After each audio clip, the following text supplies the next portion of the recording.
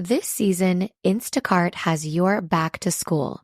As in, they've got your back to school lunch favorites like snack packs and fresh fruit. And they've got your back to school supplies like backpacks, binders, and pencils.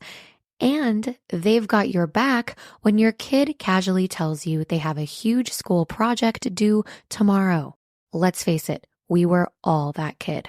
So first, call your parents to say I'm sorry, and then download the Instacart app to get delivery in as fast as 30 minutes all school year long.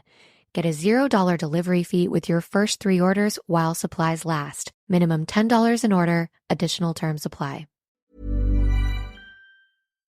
We acknowledge the traditional owners of country throughout Australia and recognise their continuing connection to land, waters and culture. We pay our respects to their elders past, present and emerging. Welcome to This Song Is Yours, a music podcast where we chat to a new guest each week, talk about their life and creative endeavours, and talk to them about some of the music they love. Our show works by chatting to our guests about music, but also getting them to make you a playlist of the songs they love. You can find the link to our playlist in the show notes. Welcome to episode 91. I'm your host, Simon Fink. Our guest today is Laufey. The Icelandic and Chinese multi-instrumentalist and vocalist released her incredible debut EP earlier this year, entitled Typical of Me. In today's episode, we're speaking with Laufey about releasing music during the pandemic, finding her voice, and she tells us her favourite rom-coms. Here we go. Our guest today is a multi-instrumentalist and vocalist who is of both Icelandic and Chinese descent. Earlier this year, she released her debut EP entitled Typical of Me and recently followed it up with the single Let You Break My Heart Again. Please welcome to This Song Is Yours, Laufey. Good afternoon, where you are. Yeah, it's going into afternoon. It's pronounced Laufey. I thought Laufey. Yeah. Thank you. Sorry, I do apologise. No worries. We in Australia do have a habit of kind of making things more nasally and butchering, so I do apologise. I never expect anyone to pronounce my name at first try, so just thought I'd let you know. No, I appreciate that. Your name is Icelandic, correct? It is, yes. Icelandic heritage? Mm-hmm. I was born and raised in Iceland. And then you're now in New York? I'm in Los Angeles now. You're in Los Angeles now. Yeah. How do the two... I imagine the music scenes in both cities are very, very different. Definitely. The Icelandic scene is really, really wonderful. It's very small. What I love about it, though, is that there's a lot of genre mixing going on. I think because it is so small and there are not that many musicians, everyone's kind of collaborating. And, the people in like classical music are working with the pop musicians, and people in like pop are also working with like, different. So the lines between genres are quite blurred, which I love seeing and I definitely feel that a little bit in my own music, where I just want to kind of, try out a few different styles and mix it all together. Yeah, definitely. Whereas LA, of course, is like, much bigger. It's the scene is based here. So it's like, you have all these producers and writers and musicians, and it's really, really great. There's so much opportunity here that I couldn't quite get in Iceland. So, yeah. Yeah, of course. Did you studied at the Berklee College of Music in LA? I did. It's in Boston, actually. So that's kind of where it was. Yeah, in the past, I started in 2018 and I just graduated in the spring. Congratulations. Thank you. The majority of my degree was online, though, because of COVID, but an enjoyable experience either way. I imagine, because studying online has its difficulties at the best of times, whereas a music degree, I can imagine, only really was just throwing up more roadblocks and more difficulties. Definitely, it was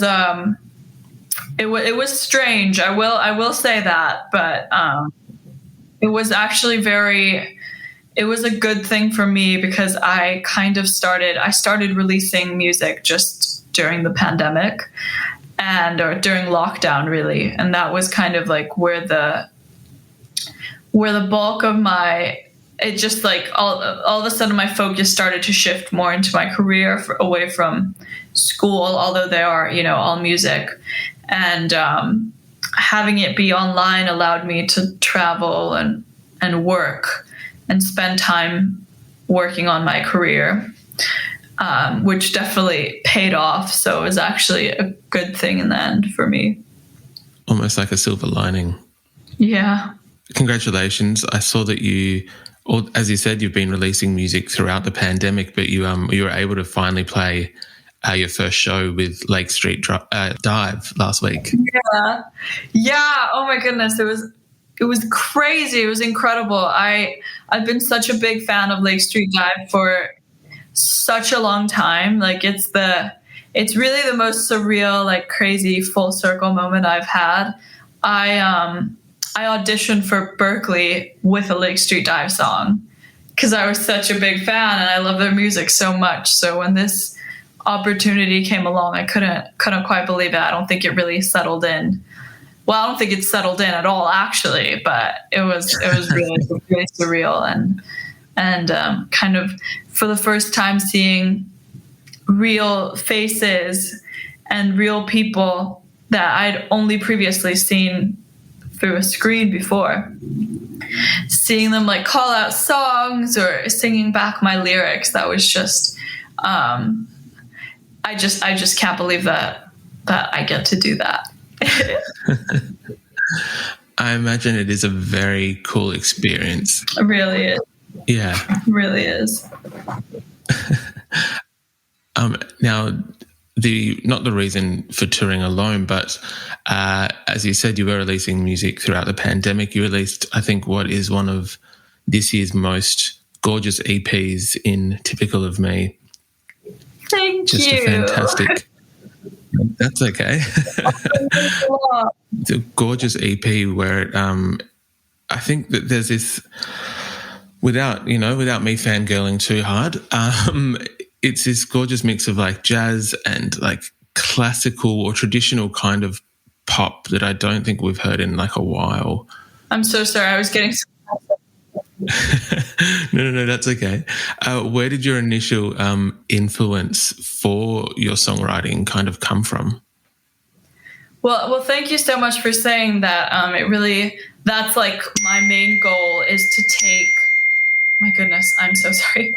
My main goal is to take, the traditional styles of music and kind of spin it into something interesting, something new, and find that influence in new music through new storytelling. So really meaningful that you kind of like caught onto that through listening.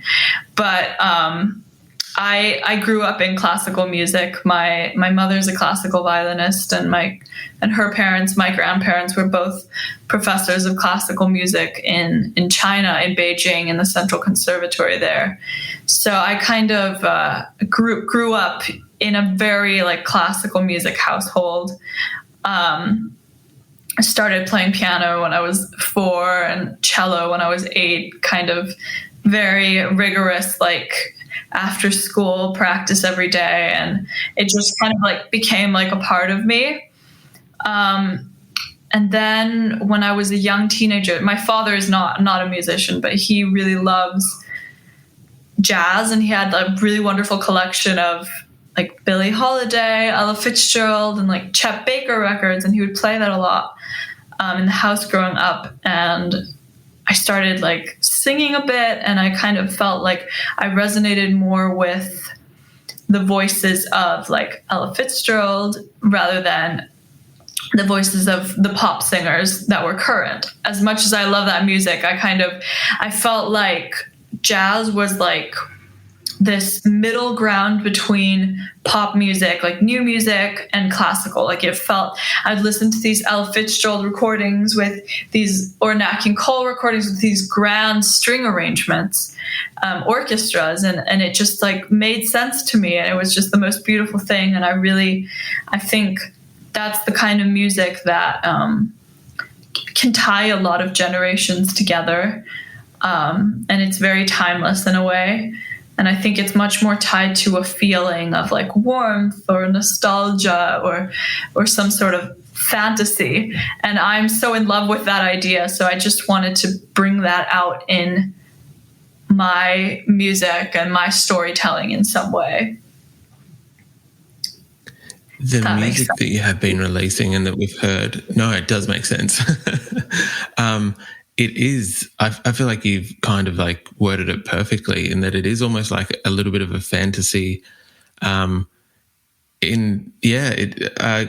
going back to what you were saying when you kind of found that you resonated more with those kind of jazz singers of the early century than the pop singers of today. Do you remember, obviously multi-instrumentalist, but do you remember finding your voice for the first time and being like, I can sing? Because you do have a very, very beautiful and distinctive voice that I think even when coming across your music was surprising to myself, and a few other people that I played it for were kind of floored when you started singing, and it was like, oh my God, pardon my language, but holy shit, what a voice.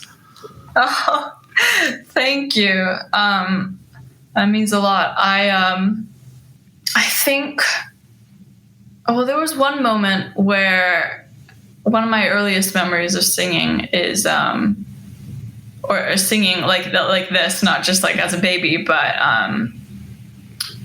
was this Dream a Little Dream of Me. I recorded a cover of it for my father's 50th birthday. And I remember I just really enjoyed doing that. And it felt somehow like I kind of liked the idea of that kind of music. And I remember recording it, and it was just, it's funny now, having gained so much more experience, like in a studio and recording myself. It's just so crazy that it kind of like started there. And like just singing Dream a Little Dream of Me over like a YouTube karaoke that we found and downloaded illegally. But yeah, that was like one of my earliest memories of singing that kind of music. But yeah, I remember I just always wanted to sing that, and I felt kind of out of place because I always had a very low voice for my age, and I was like 13, and I kind of like, a lot of people would tell me, oh, like you sound like, a 40-year-old woman that's been twice divorced. And and of course it was like a big compliment for me, but also like my parents thought it was a great compliment. And like, in a way I understood it, but I remember feeling like, oh God, like I'm 13, like I'm young. Like I don't want to sound like an old woman that smokes too much, So that was like kind of an insecurity of mine for a while. And it took me a long time to really kind of like settle into my sound and grow into my body. But yeah, I'm a big advocate for low voices. I know I get a lot of messages from like young girls who are like, yeah, my voice is similar to yours. And I've always been so embarrassed to sing, or kind of like, scared to use it. And, so I say justice for altos.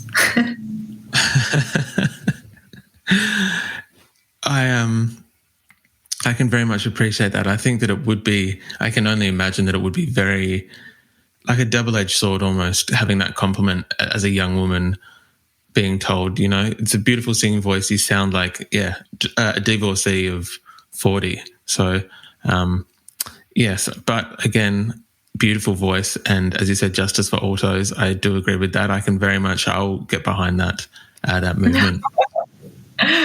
The music that you've been releasing, as you said, it's been coming out throughout the pandemic, and it is it does have elements of pop, but it's not like anything like, I guess, top 40 or what you'd call top 40 at the moment. But it's definitely resonated. People have kind of like flocked to your music. I think Billie Eilish and Willow Smith are supporters of yourself. What was the reaction like, or what was the experience for you when you started releasing music and seeing, this swell of admiration and and people getting on board?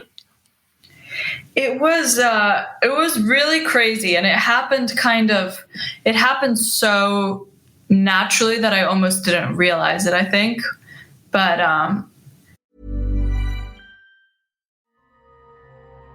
the most powerful designer drugs are the digital ones we use daily.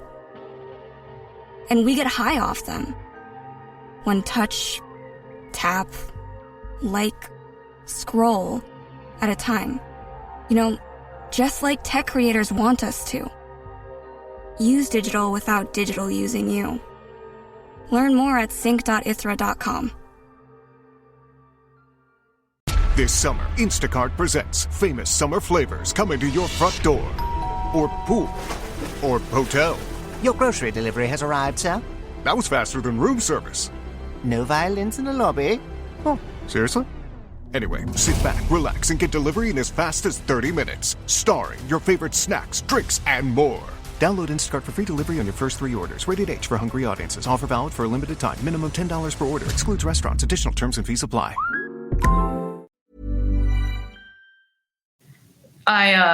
This first song that I released, it was Street by Street, and it was like one of the very first songs I'd written, and I recorded it with my college friend, who produced it, who just lived across my hall. And so it was like I was not expecting anything to come of it at all. It was kind of like a fun project for myself. And so it was really, really incredible to see the reaction that came from it. And it was, I didn't start really writing music until like the fall of 2019, like right before I released that. And I think I almost didn't realize the way that it could impact other people, or other people could resonate. And that's been one of the most like wonderful realizations I've come to since releasing music, is that because I wrote the first song that I wrote, Street by Street. It's about like taking back a city after somebody ruins it for you, after a guy ruins it for you. And and I was really hurting at that time when I wrote it, because I didn't want to be in Boston because some guy had tainted it for me. I just felt upset there, and I always wanted to leave. I remember I was always going to New York. And so I wrote this song as a way to kind of like feel better about it, or heal, or put it into words somehow, almost like a journal. The song came out of a journal entry. And then when I heard other people say that it helped them, that in turn helped me too, because I kind of realized that I wasn't crazy. Other people felt this way too. And then we can all heal together. So now that's my new favorite thing about songwriting, is when I'm feeling something, when I'm feeling upset about something, or I miss someone, I write a song about it, and then I share it, and then other people, and then hopefully it helps other people, but also seeing that other people resonate helps me. So it's a true blessing. And it's been incredible to see people relate. I also think the way I'm quite an old soul and very old fashioned. I'm a dreamer and a hopeless romantic and all of that. And it's incredibly apparent through my music. And I think there's a lot of people out there like me. And I think we all kind of group together and find that we have that in common. And so I like to say I write music for dreamers. I like that. I think it's very cool. And timeless concept, which is sorry to cut into you, but that's a very timeless concept to me, being a dreamer or love, you can't put like an era on it or whatever. That's just, yeah. I 100% agree with that. I think that it's, I love the idea of the dreamer, the hopeless romantic, like all those kind of things. I think they're fantastic. I did kind of get that impression in doing research for today. You were a bit of an old soul. I think a bit of a lover of rom-coms, if I'm correct. Absolutely. Do you? I wrote a song about it. Yeah, exactly. Do you have a favorite rom-com? I do, yeah. It's called You've Got Mail. It's a Nora Ephron.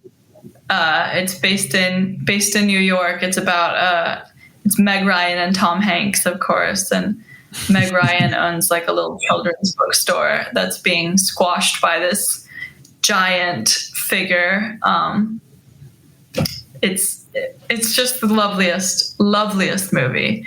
That and then also When Harry Met Sally. I just think the music in it is so good. So that's what I was going to guess. I was going to say that When Harry Met Sally, only just, the soundtrack, I feel like definitely kind of crosses over with your music in a way, almost. I've definitely been influenced by it. I think rom-coms without a jazz song or two are they're doing themselves a disservice. Agreed. The most recent single, so the EP came out earlier this year, but you have released some more music since then with Let You Break My Heart Again with the Philharmonia Orchestra from London. How did that kind of come about? Oh my God, that was the craziest thing and my biggest dream. So, of course, I grew up in a very classical world, was backstage at the symphony every night and played in orchestra growing up and traveled to different cities to see different orchestras play. So when the artistic director of the Philharmonia reached out saying that he liked my music and wanted to see if we could do something, I truly was so shocked and so honored at the same time. I can't believe it. I still can't quite believe it. It was when I heard they wanted to do a song, I knew immediately that Let You Break My Heart Again was the one I wanted to do, because I had so many like string lines in mind and whatnot, and that I just knew would fit very well. Of course, it's very dreamy, very, ethereal in that way. And of course, the Philharmonia is just one of the best orchestras in the world, and truly so honored that they would want to collaborate with me. And for myself, like I said, my ultimate goal is to take these styles of music, such as jazz and classical, that are they're not cool, but they're like necessarily not known very much to young people, or I think young people are often scared of approaching them. They're kind of gate-kept, reserved for a certain crowd, a certain part of society. And I hate that, because to me, it's just music. I think all music is just music, but I just want to introduce these old styles of music to a younger audience, because I think a lot of like Gen Z, if you could call them that, have an appreciation for this music and they don't even know it. They just tie it to like, a sense of some sort of feeling. Oh, like this sounds like something that they would hear at, their grandparents' house, or something in an old film or a Disney film or something. And that's something that I think a wider group of people can resonate with, rather than just like classical or jazz. So the fact that I could collaborate with an orchestra that plays primarily classical is very meaningful to me, because that gives me an opportunity to then introduce my audience to that orchestra in classical music. So like if anybody would, for example, listen to that song and then to my song and then, click on the Philharmonia on Spotify or whatnot and listen to some of their other recordings and maybe find a classical recording that they love, or if it even influences them to purchase a ticket to go to a live concert, then I'll have done my job, and that's my dream. Does that tie into the BBC show that you had, Happy Harmonies? Because I imagine that's also another, yeah. That was also another shocking, but very, very. I'm so honored that I got to do that, and such an enjoyable experience. But that was, it was a radio show that I did for BBC Sounds and BBC Three, which is like primarily classical and like world music. It gave me an opportunity, just in the most direct way, to curate classical, jazz, and pop songs and kind of all bundle it into one. And it was so enjoyable to see it all come together, because it all did make sense together. It would be, a hymn, and then after that there'd be a pop song with like some vocal harmonies that connected to that. And it made sense, which made me so happy, because in the end it's just good music. So yeah, no, I feel like you've covered like quite a lot of ground as an artist in a very short amount of time, which is very impressive. Thank you. That means a lot. I've had a lot of time on my hands, is the thing, due to the global disaster. Yeah, that's very fair. With having done all these things and having a bit of time on your hands, can we expect a full album or an LP at some point? Yes, I've been like I said, I just moved to LA this summer, so it's been so exciting working with other artists and collaborating with them and seeing how their creative processes are, and working with writers and producers to kind of push my artistic boundaries a bit, while of course staying very true to myself always. But I think that will definitely result in some new music and new fun projects, and some things that I'm very, very excited to share with the world. That's very exciting. I know that there's a lot of people who are excited to see what, I guess, kind of comes next and what's happening. You do have some shows in the US and in Iceland coming up at the end of the year. How are you feeling about those? Are we excited to get back on the road? I am so beyond excited. I don't even think I have words for it. I have found that I am not the best at staying put in a city. I tend to want to leave after like a good 2 months, which I'm like already finding right now. As much as I love LA, I'm like, I think also after that show last week in Salt Lake City, I'm just so excited to perform again and just like kind of hit the road and go to different cities and see my fans in person. I'm just really excited about that. And performing live is like my favorite thing ever. I think I really like to focus on live performance, because I think that's the most fun way to connect with my audience. And I just love the vibe of a live show. Is just my favorite thing. And I'm excited to go to Iceland. I haven't been home for a while, and I'm going to be playing my first jazz festival in London. So I'm very excited for that. That is very exciting. Do you, because while there are like little bits that kind of jump across, if you're looking at like a Venn diagram of it, do you find it exciting that you're able to kind of play like these pop shows like Lake Street Dive, and then you can go to like a jazz festival and you're able to kind of cover a lot of ground with a lot of different genres? Yeah. It makes me very excited and very happy that my music at least can exist in these two different worlds, and I think that's what. This sounds very self-complimentary, but I think that's what music needs. If every style of music gets so like compartmentalized in their own world, I think they're at risk of slowly dying out or becoming like so in their own world. And I think the way that music continues to grow and thrive and change is with experimenting in different worlds and like allowing influences to come in from different places.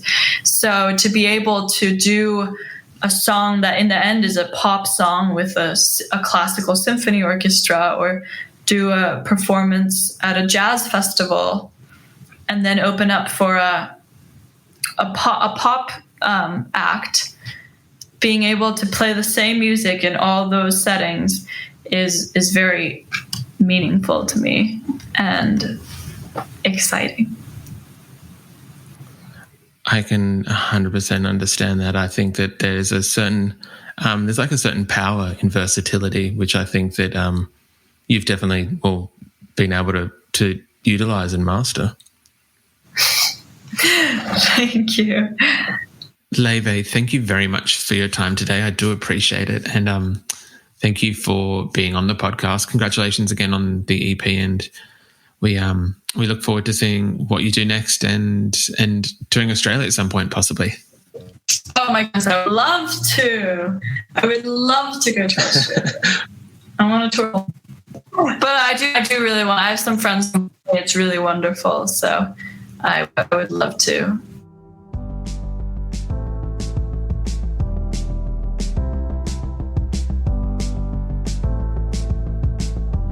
And that's our show. A massive thank you to Laufey for her time. Both Typical of Me and Let You Break My Heart Again are out now, and we've left links in the show notes if you'd like to stream her music. We also want to give a huge shout out to Zoe at Grandstand Media HQ for helping out with today's interview. You can find a link to our Spotify playlist in the show notes, where you'll be able to listen to all of our guests' picks. If you like this show, please subscribe wherever you get your pods and stay up to date when new episodes are released. We release new shows each Thursday and Friday morning, with guest playlists streaming on Spotify at the same time. You can follow the playlist profile on Spotify, and you can follow us on Instagram, Facebook, and TikTok. Until next week, cheers.